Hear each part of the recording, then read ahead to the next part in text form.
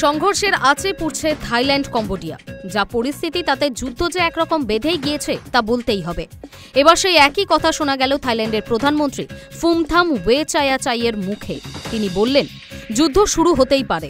পাশাপাশি জানিয়েছেন, ইতিমধ্যে থাইল্যান্ড সীমান্তে বসবাসকারী 1,30,000 মানুষ গৃহহীন হয়ে পড়েছেন। ফুমথামকে বলতে শোনা গিয়েছে, আমরা চেষ্টা করেছিলাম মিটমাট করতে, যেহেতু আমরা প্রতিবেশী। কিন্তু এবার আপাতকালীন পরিস্থিতিতে আমাদের থাই সেনাকে আমরা নির্দেশ দিয়ে দিয়েছি দ্রুত প্রত্যুত্তর দিতে। যদি পরিস্থিতি আরও খারাপ হয়, পুরোদস্তর যুদ্ধ বেঁধে যেতে পারে। তবে আপাতত ব্যাপারটা সংঘর্ষের মাধ্যমেই আছে। শুক্রবার সন্ধ্যায় থাই সীমান্ত সেনা কমান্ডার কম্বোডিয়ার নিকটবর্তী থাইল্যান্ডের 8টি জেলায় মার্শাল ল ঘোষণা করেছে। কারণ হিসেবে কম্বোডিয়ার সেনা থাই ভূখণ্ডে প্রবেশের চেষ্টার কথা বলা হয়েছে। থাইল্যান্ড কম্বোডিয়া যুদ্ধের মাঝে দেশবাসীর জন্য নতুন সতর্কবার্তা জারি করেছে ভারত।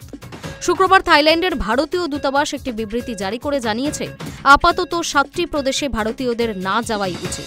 প্রসঙ্গত, এমারেলার ত্রিকোণ নামের একটি এলাকা নিয়ে দুই দেশের সংঘাত দীর্ঘদিনের, যেখানে কম্বোডিয়া, থাইল্যান্ড এবং লাওসের সীমানা মিলিত হয়েছে। উল্লেখ্য, এমারেলার ত্রিকোণে রয়েছে বেশ কয়েকটি প্রাচীন মন্দির। ওই মন্দিরগুলিকে নিয়ে সংবেদনশীল 3 দেশের সাধারণ মানুষেরা। এলাকাটির দখল নিয়ে বছর 15 আগেই রক্তক্ষয়ী সংঘর্ষ হয় কম্বোডিয়া ও থাইল্যান্ডের মধ্যে। নতুন করে গত মে মাসে সংঘর্ষ হয়। এবার নতুন করে অশান্তি ছড়িয়েছে দুই দেশের সীমান্তে। Hi news network.